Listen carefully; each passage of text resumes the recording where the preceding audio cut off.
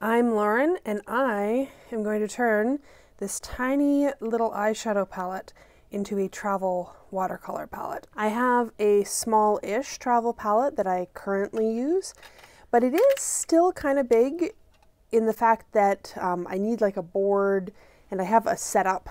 I'll link a video here about the setup to be able to paint plein air or paint outside or urban sketch with this, and I really like it. It works great, but I kind of want something a little bit smaller that I can just use a binder clip and just clip it on to like a small sketchbook of some kind. And this eyeshadow palette, I never liked the eyeshadow and it didn't work well. So I think this might be a good case because it's very, very slim. It's a super slim case. It closes fully. It has space for 8 colors, and I'm going to make a little mixing thing on this side. I think I might also try to decorate the outside of it, and I'm really excited.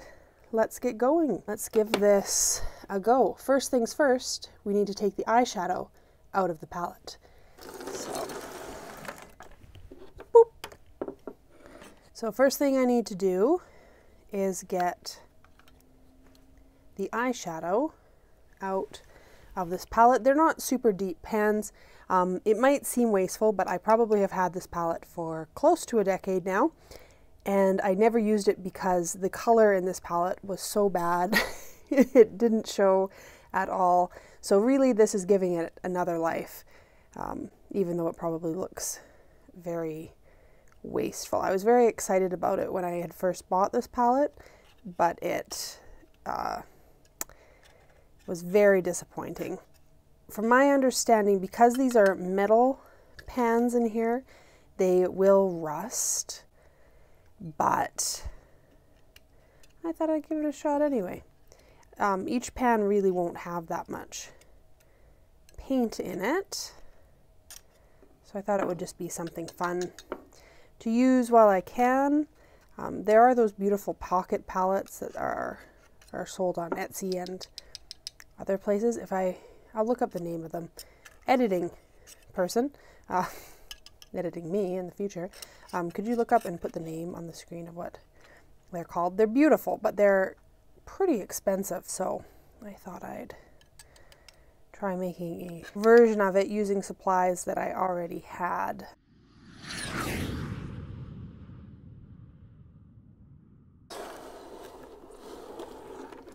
The next thing that needs to happen is I have to decide which of my watercolor paints are going to go into this palette.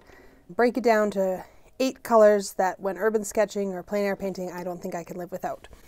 So first things first, probably can't use an acorn, so we'll get rid of that one. I learned last time I was trying to make a travel palette, these M-gram paints are honey-based. They do not dry down. Not good for travel. So they are out. I do not like this red. I only have a couple blues. Moon Glow will definitely have to be in there. Absolutely love Moon Glow. This is a new red that I have recently got, Pyrrole Red by Daniel Smith, and I really like it, so I think just for being able to mix things, and I like to have a red. I don't think I need a pink. I like Potter's Pink, but if I'm only picking 8 colors, I don't think Potter's Pink would be one of the ones. So we've got some different greens, Cotton Sap Green, some Forest greens. Oh, I guess this is Forest Blue. Not gonna need a purple. I already have the Moon Glow. I need to remind myself, I think, what some of these blues look like in order to make my decision. Oh, there's a couple cobalt blue options. That one is the Winsor Newton Professional. The Cotman Blue Payne's Gray. Oh god, that's a gorgeous color. You know what I could do? I could do no granulating. Okay, new plan.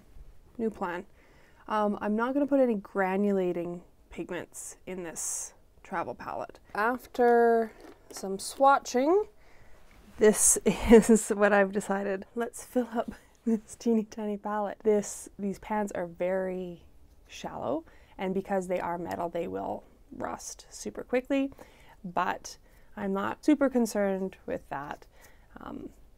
I will upgrade eventually, maybe to a different, a palette that won't rust, but you can always see what rusting does too. Maybe it'll do something interesting.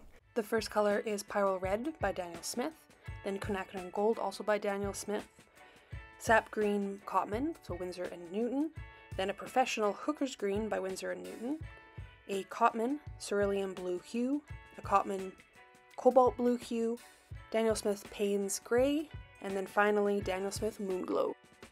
So this lid currently has a mirror on it, so I'm going to make a little palette out of paper and some tape, using white paper just so that the palette is white so you can actually see, because I mean you could mix on a mirror, but it's going to be hard.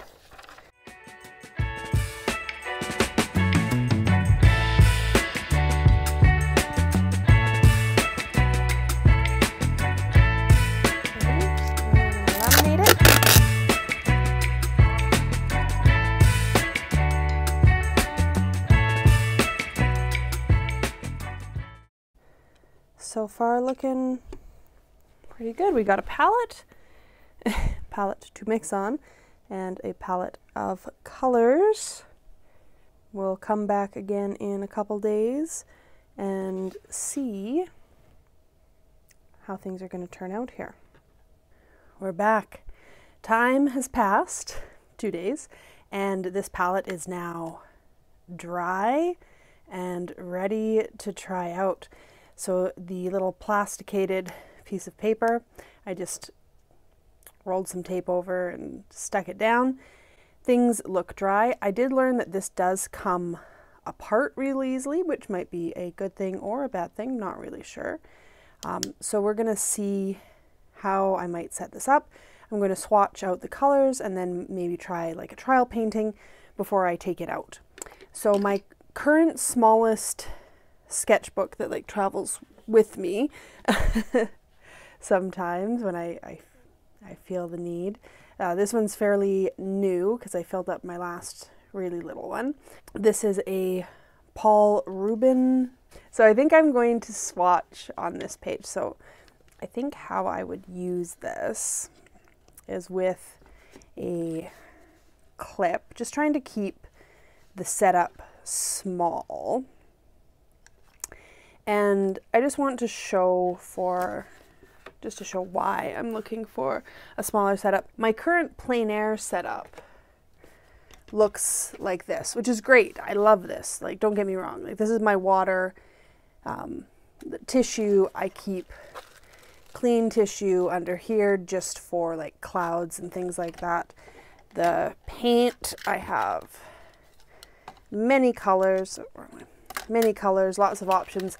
This can move around depending on what kind of paper I am using. This is an accordion sketchbook by Etcher. It's a great setup, but it is still fairly big. Like, it's not something that you're going to whip out for like 5 minutes, right? Which is sort of what this book is. This is like the 5 to 10 minute kind of sketchbook. So that's what I wanted, was just a smaller watercolor setup, just to like be really fast. Like, you can pull it out of a small bag that you carry with you and just do a quick painting wherever you are. Then I was thinking about what I'm missing from this setup in something smaller like that. And one is something to dab on. And I do know, I've seen in other videos, and someone's even recommended it to me on one of my other videos, was to use part of a sock on your wrist that you're holding the book with. And this sock has lived in the bottom of my drawer for probably a decade, so I think this would give it a better life. I don't love the color, but it is the best option that I have, so I'm going to cut that off so I can use this for water control, which means all I have left is to figure out how I'm going to do water. And oh my goodness, am I going to use a water pen? Is it happening? Am I going to break out the Pentel? After I bought a cheap set of travel brushes, I swore I would never go back to trying to use a water brush, but today might be the day. I can't think of another good option other than having like a cup up with water in it. Okay, so let's just try. It'll work well enough for swatching just to see. The sock worked really great. Might need a bit thicker material, but the water pen, not great. Need a new plan. Okay, I think I have a solution. If I sort of rearrange things here a little bit, the water that I use for my bigger setup does clip on here and keep it. It does start to get a little bit heavy with that, but not crazy. I found a free stock image that I'm going to use. I'm not going to do this justice in any way. However, it's not sort of about that. This sketchbook is more about just like capturing something quickly in a very rough way. As with everything that I do, it is just for joy and enjoyment. Let's pretend that we're out, except for I am going to sit down. As I started working with this new little palette, it felt very comfortable. It was very similar to the larger palette that I had, except for it was smaller and there were no granulating colors, so sort of in general I would be using less water, because with the super granulating ones, it's to really make them work, you have to be working a little wetter. So it was nice on this paper to not have to work quite as wet. I was also a little intimidated by the subject matter, but that's never really stopped me before. I'll give it a go. The laminated piece of white paper worked really well to mix on for these purposes anyway, so basically free because I already had the tape and the paper, and it allowed me to mix the amount of color that I needed for such a small sketch. It was really smooth. It did puddle a little bit in different places, but it stayed really nicely to it. The water was able to bead up on it a little bit and stick there. I think I'm pretty happy with the choice of colors that I made. I was able to, for this little landscape, was able to mix sort of every tone that I was looking for. I am thinking maybe I should have added the burnt umber instead of the blue Payne's Gray, but we can always add that in after I use that Payne's Gray up. Using an actual brush, like the little travel water brush, was real slick compared to the water brush. I think I just need to get rid of that thing. It's not for me. I can see why it would be very useful and why some people love it, but I just don't think that it's for me. There we have it. It's not quite dry yet, but that's sort of what I'm looking for. This was like 30 minutes, which is way too long to spend on this, but just mixing the colors. And I truthfully haven't done only watercolor in a while. I've been using a lot of pen. Things are a little bit off, but c'est la vie. I do think I'm very much going to like this additional small setup. Just have something a little bit more portable, something that is very easy to throw in my bag. I wish I could find a better solution for the water though. If you have a better idea for the water, please let me know, because I don't want to carry a separate cup. I very much like when it is attached. Maybe I need a second cup, I don't know. So I think what comes next is I want to do this lid part anyway, to have some paint on it. And I do have a very small amount of acrylic. that I think I'm going to use with that. And then I think this is going to come on my next little urban sketching adventure with me. Won't that be fun?